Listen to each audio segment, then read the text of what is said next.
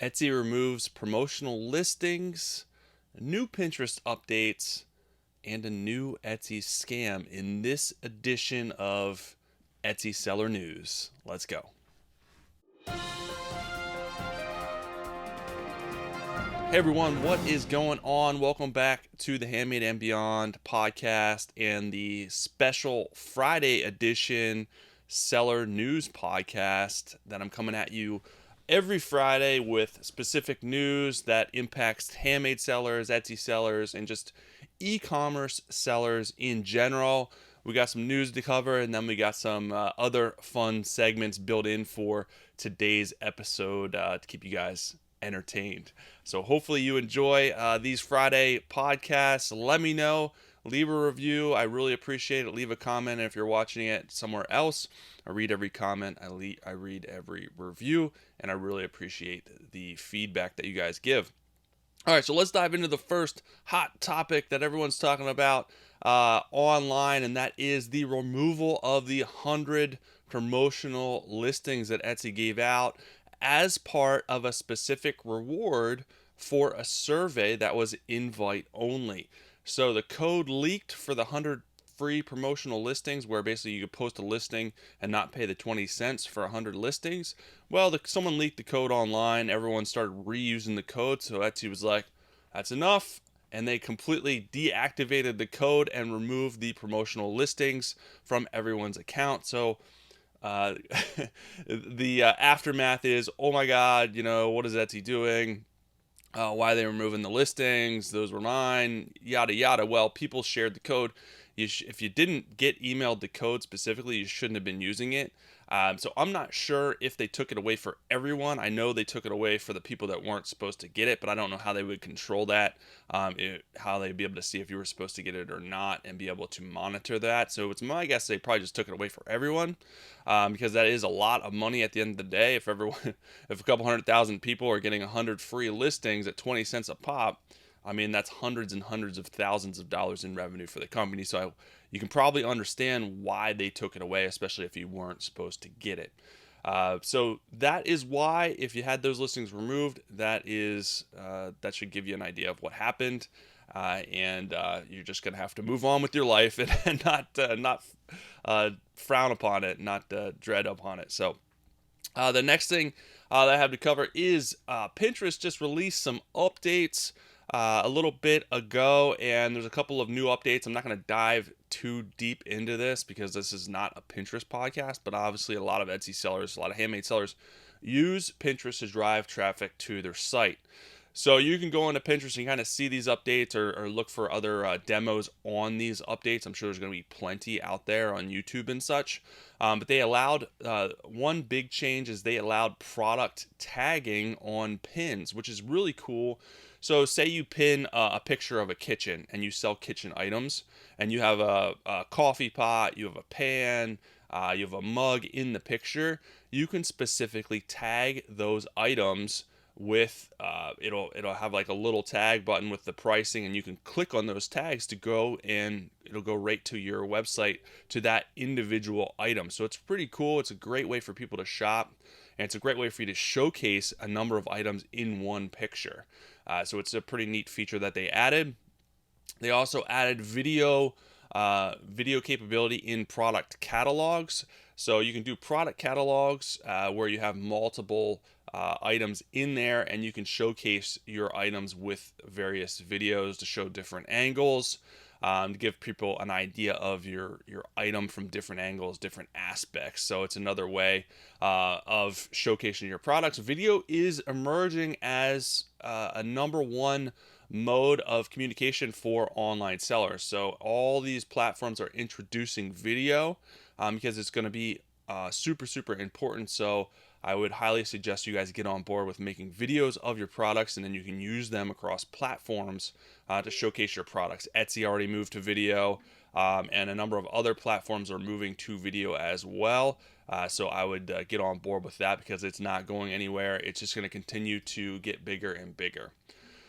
The last update as far as Pinterest goes is you can add a shop tab within your profile. So you have your pins, There's going to be another button that's going to say your shop on it, and people click on that. It's going to go right to a whole laundry list of all of your items that you're selling, individual items within Pinterest, and then you click on individual items and it'll go to your website so people can purchase. So it's basically like a catalog that's built into Pinterest. So they added that. Another way to showcase your products within Pinterest, organize your products, and just make the overall shopping experience better for buyers and people browsing pins. All right, moving on to an Etsy scam that's coming out, or that has come about. People are always trying to be little tricksters out there on the internet, steal your money. So this is just another way of them being able to do that. So we have to outsmart them, get the word out. So they basically, what people are doing is they're reaching out through Messenger on Etsy, saying they're interested in a product and asking if they could communicate offline via email. Basically, I think it's via email that they're asking to communicate about a product of interest. And then they want to be able to buy that product outside of Etsy. So you don't have any of the Etsy protections. So what they'll do is they'll send you a check for a particular product. They're saying, I don't want to buy it through Etsy. I'd rather just buy it directly through you. For whatever the case, they may make it seem like it's a good thing. Like you don't have to pay fees if they buy it direct, whatever. I'll send you a check. So they send you a check for over the amount of the product. And then what they're doing is they're asking you to send them another check for the difference of the product along with the product. And then what they do is they cancel the check.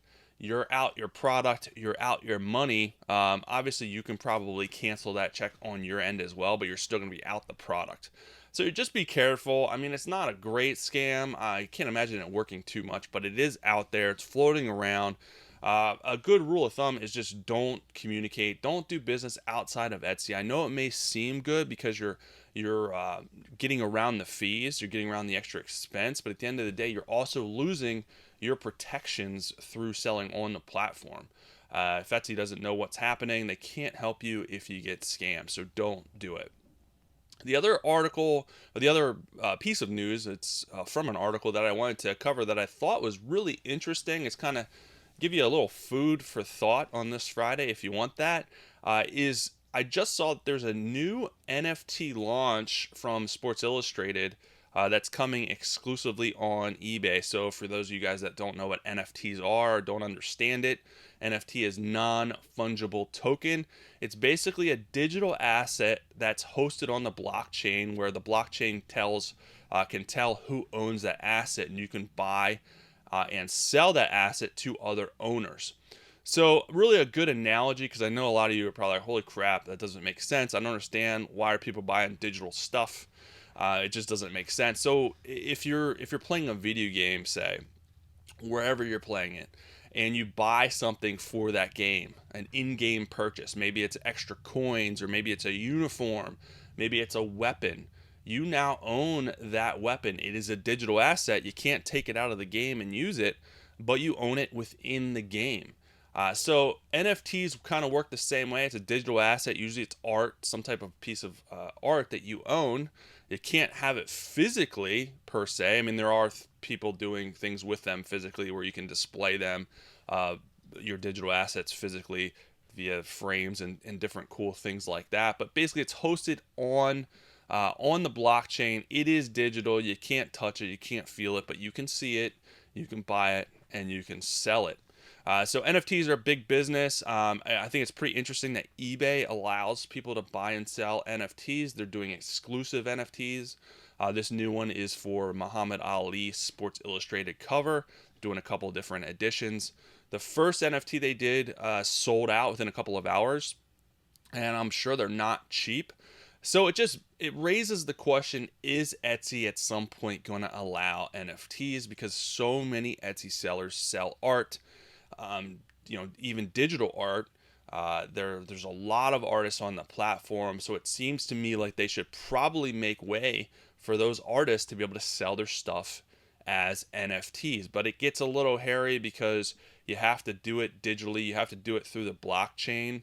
eBay does allow it, but they don't do the transactions through the blockchain. There's a special wallet that people have to go get access to, and then they transfer the assets off the platform that way, but they're still protected through eBay protection plans, but it is kind of done through a third party. So it gets a little hairy. I understand why platforms aren't rushing into it, as it can be problematic. But I'm just wondering at some point if they are going to make way for it, figure out a solution, just make it easier. NFTs aren't going anywhere. They're going to be around. I'm pretty sure they're going to be around to stay for probably ever until it evolves into something else. But yeah, it's a very interesting concept, very interesting to think about, especially if you're an artist selling your art on the Etsy platform. All right, and that is it for the news stuff that I wanted to get out of the way. Now we get to dive into the fun stuff. I have another Freaky Friday segment for you guys. So Freaky Friday is a segment that I bring to you to dive into Etsy and see what's selling on the platform that's weird, funny, strange, or just really cool. So I have a couple of things to show or to share with you guys today that I found. And I'm going to start out, I'm going to go out of the gate with a bang. This is super weird, kind of funny, but it is a baby arm headband. So if you're not watching this via YouTube, I'm going to describe this as best as possible, but I'm sure you can imagine what I'm saying. It's literally a baby arm sticking out. It looks like it's sticking out of someone's head. So it's a headband with a baby arm on it. That you can wear around. You can wear it out on your night out on the town, maybe wear it out to dinner. It wouldn't be weird, I don't think, to have a baby's arm sticking out at the top of your head when you're going out and about. People probably won't look at you weirdly. It's just going to be like an everyday thing, right? So I don't know why you would buy this, but hey, it's selling online. I'm going to link to it in the description. For the store, but there is currently 10 sales. It's selling for $20 a pop, and it has 10 sales already. So that's $200 selling a baby's arm sticking out of your headband. So you can make money selling pretty much anything. This is just another example of that. So this is pretty funny. Definitely go check it out, look at it, and if you're in the market for a baby's arm headband, go ahead and snag you one of those. The next one I have to showcase because my fiance loves chicken wings. I mean, I love them too. She really loves them. They make chicken wing soap. So it's little soaps that look literally identical to chicken wings. I'd refrain probably from buying these because I'd accidentally eat them. They look delicious, and it's soaps. Obviously you can't eat them. But the crazy thing about these is, I mean, it's a novelty gift, but it has 416 sales. That's over $3,000 in revenue on these chicken wing soaps. So I have no idea how they get them to look exactly like chicken wings. It's like some witchcraft trickery, but they look legit. So very, very interesting. I may actually buy these. I wonder if I should buy these maybe I'll buy these for her birthday. It's probably a pretty good birthday gift, right? She'd probably be pretty happy about if I only bought her chicken wing soap. I don't know, probably not. But they're funny anyways. Maybe I'll buy them as just kind of a joke gag gift. Put them in a box and see if she accidentally eats them. That probably wouldn't be good either. Anyways, all right, moving on. I got one more for you guys, and this one's pretty dang cool. I'm not going to lie. I was like, wow, this is really cool. It's a Chevy engine block table. So what they did was they have an engine block, literally, I think it's real. It looks like they took a real engine out of a Chevy. They put it on a platform, like a table platform, and they put a glass. Holy smokes! I can't even describe this as what I'm trying to describe. They put a piece of glass on top so you can see down through and see the Chevy block. There you go. Good job, LL. I got it out. But yeah, it just looks really, really cool. The attention to detail is phenomenal. Be good in a man cave, a garage, a basement, something like that. Obviously, it's probably for a dude, but I know there's chicks out there that love cars and stuff like that too. But it's $1,800 or $1,850 for this thing. But it's showing it has 45 sales, which is crazy.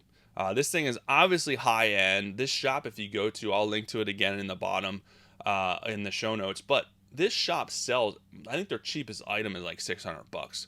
So it goes to show you don't have to be in a cheap niche. You don't have to sell stuff cheap don't limit yourself. There are high-end buyers on Etsy. There's plenty of them. There's plenty of shops selling stuff that's very, very expensive. People will buy it. Don't put yourself in their shoes. You're not them. You don't know what people will buy. A lot of people are like, well, no one will spend that type of money for this item. You're wrong. People will. There is an audience for every niche and every price range out there. It's just your job to find that audience and your job to make high quality stuff that you enjoy, that you like, that is appealing to people. So that is my spiel. That is my soapbox for today. Hopefully you guys like this Freaky Friday segment. These things are definitely funny, definitely cool, and definitely weird. But that is all I got for today's seller news.